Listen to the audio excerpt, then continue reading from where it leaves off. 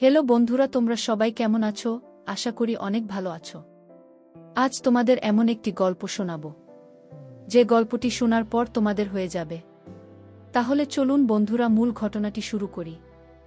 আমার বড় বোন একজন সুন্দরী এবং চরিত্রবান ছিলেন। আমার বোন আমার লেখাপড়ার খরচ জোগাড় করার জন্য একটা বড় মালিকের বাসায় কাজ করতেন। একদিন মালিক বোনকে ফ্রিজে রাখা খাবার খাওয়ালেন মনের অনিচ্ছায়, তারপর বোন জ্ঞান হারিয়ে ফেলে। অজ্ঞান অবস্থায় মালিক বোনের সাথে। বাকি ঘটনাটি গল্পতেই বলছি। আমার বোন ও যখন বিয়ে হয়ে যায়, আমি তখন ক্লাস 9-এ পড়ি। স্কুল থেকে ফিরে শুনি আজ বোনের বিয়ে। আব্বা আমাকে বললেন, রাকিব, ঢাকা থেকে মেহমানরা আসবে, তুই এক ছুটে বাজারে যা। রবি কেবল তার ডেকোরেশনের চেয়ার পাঠাতে আমি এক দৌড়ে বাজারে চলে গেলাম। রবি চাচাকে যখন সব বলছি, দুইটা প্রকাণ্ড গাড়িকে বাজার পেরিয়ে আমাদের বাড়ির দিকে যেতে দেখলাম। রবি চাচা বললেন, যা ক্রোনার অনেক ভালো ঘরে বিয়ে হলো তাদের অবস্থা, এবার ফিরবে বোনের কি সত্যি ভালো বিয়ে হচ্ছে? আমি জানি না, আমি শুধু জানি বোন চলে যাচ্ছে আমাদের বাসা থেকে। তারপর কি হবে? কে আমাদের খাবার রেঁধে দেবে? কে আমাকে চুপি চুপি তার মাটির ব্যাংক ভেঙে আমাকে মেলায় যাওয়ার টাকা দেবে? বোনকে ছাড়া যে আমার জীবন চলতে পারে, আমি সেটা কল্পনাও করতে পারি না।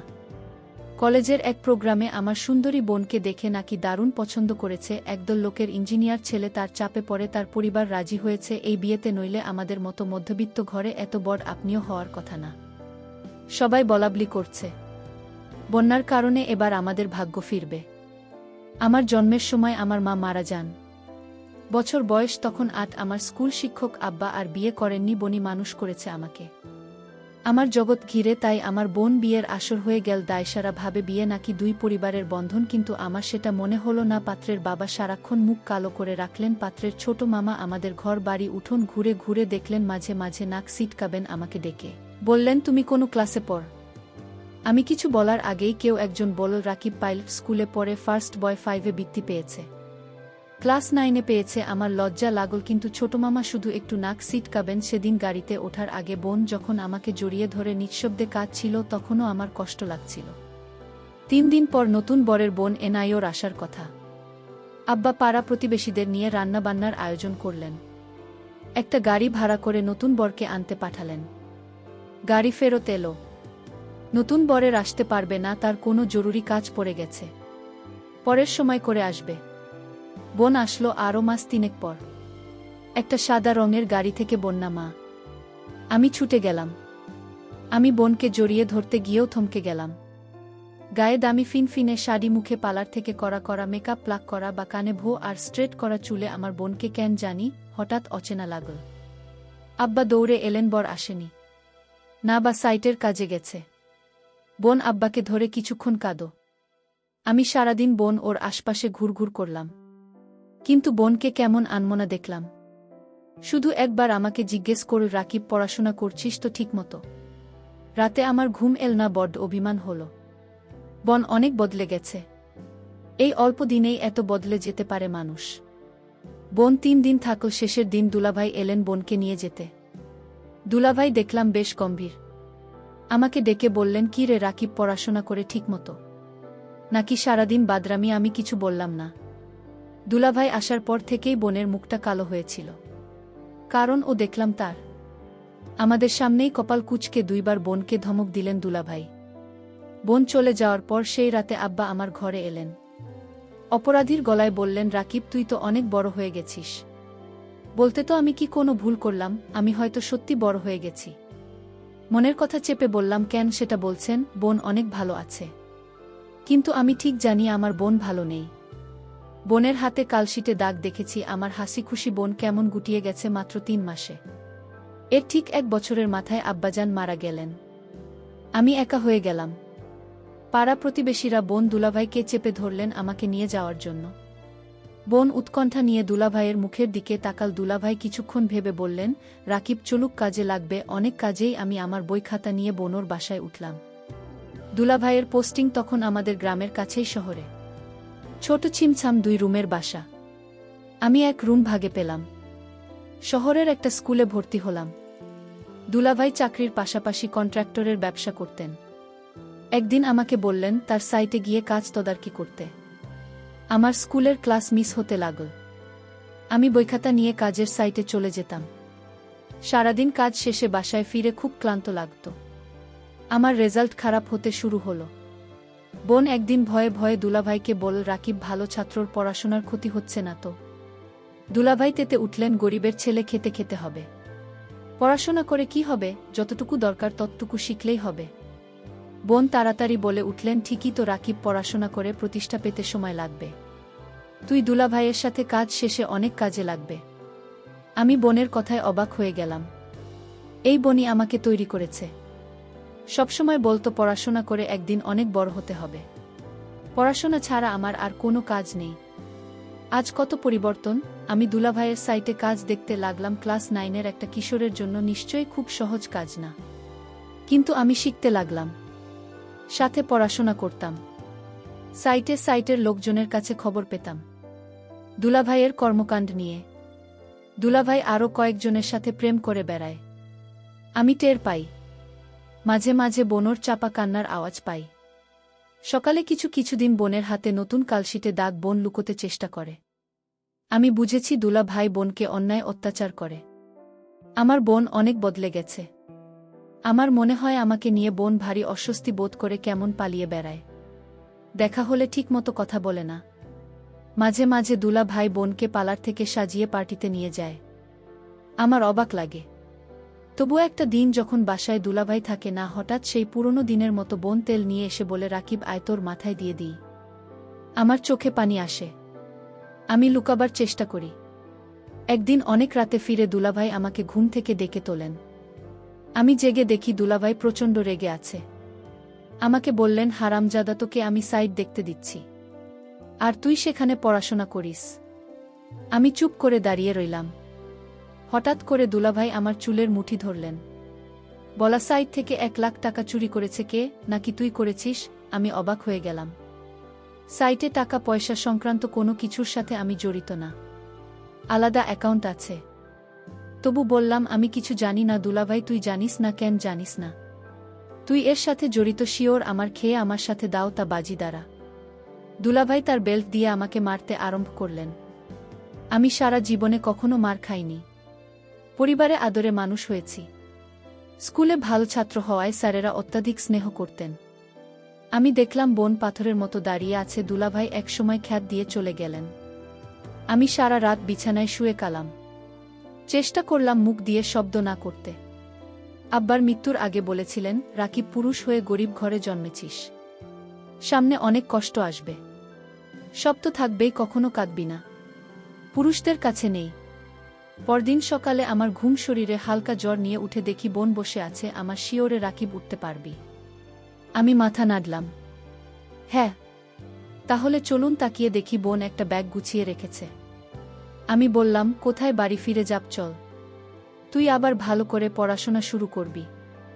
আমি দরকার হয় বাসায় কাজ করব। 2 জনের একটা ব্যবস্থা হয়ে যাবে। আমি অবাক হয়ে তাকিয়ে রইলাম। বোন আমার জন্য তার স্বামীকে ডিভোর্স দিয়ে চলে এলো এবং সেই বাড়ি থেকে চিরদিনের জন্য চলে এলো। তারপর বাসায় আমি আর বোন থাকি।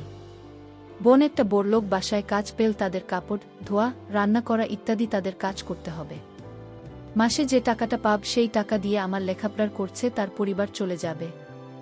বোন যে বাড়িতে কাজ করে সেই বাড়ির মালিক বোনকে একদিন বলেছিল, তোমার যত টাকা দরকার আমি দিব, তুমি শুধু একটি কথা রাখো। বোন বলল, আমি বাসায় কাজ করি, এটাই আমার চলে, অতিরিক্ত টাকার আমার দরকার নেই। বোন বুঝতে পেরেছিল বাসার মালিকের চরিত্র ভালো না। তারপরও বনি বাড়িতে কাজ করে যে টাকা পেত সেটা দিয়েই আমাদের বাস চলে যেত। মালিকের বাসার সবাই একদিন কোথায় ঘুরতে গেল, শুধু মালিক বাড়িতে ছিল। মালিকের নাম আছান আলী। বোন বলল, আজ তো বাসায় কেউ নাই, তেমন কাজ নেই, তাহলে আজ আমি চলে যাই। মালিক তখন বলল, শোনো, অনেক কাজ পড়ে রয়েছে। কি কাজ পড়ে রয়েছে? মালিক বলল, বাসায় কেউ নাই, আমার দেখাশোনা কে করবে? আমি বলেছিলাম, ও তাই তো। মালিকের জন্য রান্না করলাম, ঘর পরিষ্কার করে মালিককে খাবার দিয়ে বললাম, রাত অনেক হয়েছে, আমার ছোট্ট ভাইটা চিন্তা করছে, আমি এখন যাই। মালিক ধমক দিয়ে বলল, এই মেয়ে তুমি বাড়ির চাকরানির। মালিক যখন আদেশ করবে তখন তুমি বাড়ি থেকে যাবে, তার আগ পর্যন্ত এখান থেকে এক পা ও নড়বে না। আমি তখন নিশ্চুপ হয়ে দাঁড়িয়ে রইলাম। আমার মুখ দিয়ে কোনো কথা বের হলো না। হঠাৎ মালিক বলল দর্দ কণ্ঠে, মারে, আমার তো ছেলে মেয়ে আছে, তোর কষ্ট আমি বুঝি। তুই তোর মাকে হারাল, বাবাকে হারালি, নিজের স্বামীকে হারালে এখন ভাইটাকে লেখাপড়া শিখিয়ে মানুষ করার জন্য তুই পরিশ্রম করেছিস। আমি মালিকের হঠাৎ এরকম ভালো কথা শুনে আমি কিছুটা অবাক হলাম। কিন্তু সে মুখে যা বলছে চেহারায় তা প্রকাশ পায় না। আমাকে বলল, আমার স্ত্রী, ছেলেমেয়ে তারা 2 দিনের জন্য তুলে গেছে। আমি বলেছিলাম, আপনি যাননি কেন? আমার ঘোরাফেরা তেমন একটা ভাল লাগে না। আমি এর আগে বহুবার ঘোরাফেরা করেছি, এখন আর ভাল লাগে না। তুই আমার মেয়ের মতো ধর, তোকে আমি কিছু টাকা দিলাম তোর ভাইয়ের সামনে, পরীক্ষা ভালো মন্দ কিছু খাওয়া শেষ। আমি বলেছিলাম আমার টাকা লাগবে না। মালিক তখন আমায় জোর করে টাকাটা হাতে ধরিয়ে দিল। আমি না নিয়ে পারলাম না। মালিক আমার প্রতি হঠাৎ এমন দরদ দেখাচ্ছে কেন? যখন মালিকের ছেলে মেয়ে বাড়িতে ছিল তখন তো তিনি এরকম দরদ দেখায়নি। আমি মালিকের এরকম ভালো ব্যবহার দেখে কিছুটা অবাক হলাম। এরকম কথা বলতে বলতে প্রায় রাত 1-1টা বেজে গেল। ওদিকে আমার ভাই আমার জন্য চিন্তা করছিল। আমি মালিককে বলেছিলাম, এখন আমি যাই। সে তখন বলল, না, আজ তুমি যেতে পারবে না। এই বাড়ি তোমার পাহারা দিতে হবে। আমি বলেছিলাম, দেখুন সাহেব, আমার ডিউটি তো সকাল 6টা থেকে সন্ধ্যা 6টা পর্যন্ত। মালিক তখন আমাকে অবাক করে বলল, তাই বলে যদি আমার সমস্যা হলে তুমি দেখবে না? আমি তো তোমারে আমার মেয়ের মতোই দেখি। মালিকের কি উদ্দেশ্য ছিল আমি তা জানি না, তবে এটুকু বলতে পারি মালিক তেমন ভালো না। তবে আজ আমার সাথে খুব ভালো ব্যবহার করল। তবে এর আগে যে আমার সাথে ব্যবহার খারাপ করেছিল তা বলছি না। তবে লোকের মুখে শুনি মালিক ভালো না। কিন্তু আজ মালিক আমাকে কিছুতেই বাড়ি যেতে দিচ্ছে না কেন? আমি সেটা নিয়ে দুশ্চিন্তায় পড়ে গেলাম। এর মধ্যে মালিক বলল, আজ আমি নিজ হাতে খাবার তৈরি করেছি। আমি বললাম, কেন নিজ হাতে আপনি খাবার তৈরি করলেন? খাবার তো আমি রান্না করছি, তার মধ্যে আপনি আবার রান্না করলেন কেন? আরে নামা, সেই খাবার না, ফ্রিজে আমার স্ত্রী আমার জন্য কিছু ভালো খাবার আলাদা রাখত, সেই খাবার নিয়ে আসলাম। আমি বললাম, ও আচ্ছা। তারপর আমায় বলল, নে মা, আমরা একসাথে আজ খাবার খাই, পেটে বড্ড খিদে পেয়েছে। আমি বললাম, আপনি খান, আমি বরং রান্না করা খাবার খাই। মালিক তখন আমার সাথে বায়না করে বলল, দেখো, তুমি যদি আজ আমার দেওয়া খাবার না খাও তাহলে বুঝ তুমি শুধু তাকে ভালোবাসো, এ বাড়ির মানুষদের ভালোবাসো না। আমি তার কথায় কিছুটা অবাক হলাম। মালিক বল, ঠিক আছে, তুমি খাবারটা খেয়ে বাসায় চলে যাও, তোমাকে ছুটি দিয়ে দিব। আমি তখন খুশি হলাম, বাবার বয়সী একজন মানুষ আমাকে এত করে বলছে, ফ্রিজে রাখা ভালো খাবার খেতে। যাই হোক, আমি শেষ পর্যন্ত হেরে গেলাম। আমি খাবারটা খেলাম, আর ফ্রিজে রাখা খাবার না খাওয়ার জন্য রাজি হলাম তার একটাই কারণ, মালিক বলেছিল আমায় ছুটি দিয়ে দেবে খাবারটা খেলে। আর তাই আমি ফ্রিজে রাখা খাবার খেলাম। খাবারটা ভালোই লাগল, দামি খাবারের আগে আমি এমন খাবার কখনো খাইনি। আমার খেয়ে ভালোই লাগল। খাওয়া দাওয়া শেষ করতেই আমি বললাম, মালিক, এবার যাই। এই কথা বলতে আমি চোখে কিছুটা ঝাপসা দেখতে পেলাম। আমার চোখ অন্ধকার হয়ে আসতে লাগল। আমি বেহুশ হয়ে মাথা ঘুরে পড়ে গেলাম। তারপর কি হয়েছিল তা আমি বলতে পারবো না। আমার পরের দিন দুপুরে জ্ঞান ফিরে আমি জেগে দেখি আমি হাসপাতালে কেবিনে শুয়ে আছি। আমার ছোট্ট ভাইটা বলল, বোন, তোমার কি হয়েছিল? আমি আমার ছোট ভাইকে জিজ্ঞেস করলাম, আমি এখানে কিভাবে এলাম? ছোট ভাই আমাকে বলল, বোন, আমি তোমার জন্য অপেক্ষা করতে করতে কখন ঘুমিয়ে পড়লাম। আমি বলতে পারলাম না। কিন্তু আমার সকাল সকাল ঘুম ভাঙার পর আমি তোমার রুমে গিয়ে দেখি তুমি বাসায় ফিরিনি। আমি তখন দৌড়ে তুমি যে বাড়িতে কাজ করো সেই বাড়িতে গেলাম। গিয়ে দেখি তুমি মালিকের ঘরে অজ্ঞান অবস্থায় শুয়ে আছো। তারপর মালিককে আমি জিজ্ঞেস করলাম, আমার বোনের কি হয়েছে? সে বলল, ঘুমিয়ে আছে, কি আর হবে। তবে তোমার বোনের মনে হয় প্রেশার কম হয়ে গেছে, তাই ক্লান্ত হয়ে শুয়ে আছে। আমি বলি কি, তোমার বোনকে হাসপাতালে নিয়ে একটা স্যালাইন দাও, তাহলেই সব ঠিক হয়ে যাবে। টাকা যা লাগে আমি দিয়ে দিচ্ছি। তখন মালিক আমাকে 10,000 দিয়ে বলল, যাও তোমার বোনকে হাসপাতালে নিয়ে যাও। আমি তোমাকে হাসপাতালে নিয়ে আসার পর ডাক্তাররা বলল পরীক্ষা করতে হবে।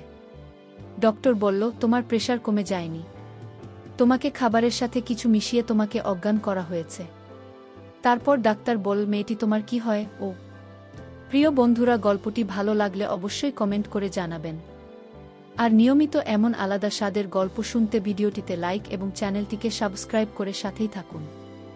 আর হ্যাঁ, নোটিফিকেশন বেলটি অল করে রাখবেন, যাতে পরবর্তী গল্প সবার প্রথমে আপনাদের কাছে পৌঁছে যায়। ধন্যবাদ বন্ধুরা, ধন্যবাদ সবাইকে।